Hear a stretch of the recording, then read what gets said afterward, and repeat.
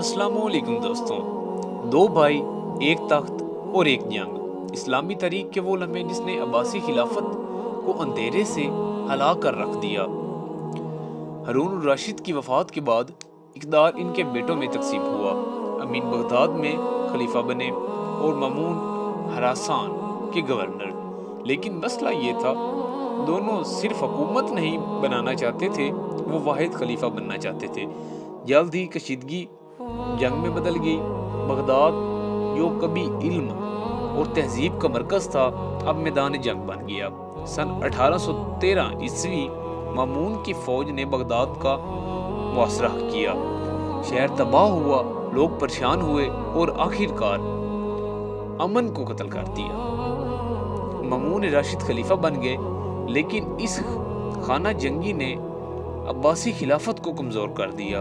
अगरचे मामून का दौरा इल्मी तरक्की के लिए मशहूर है और इन्हें के ही ज़माने में बैतुल हुकूमत अपने अरूज पर पहुंचा, मगर इक़्तिदार की ये लड़ाई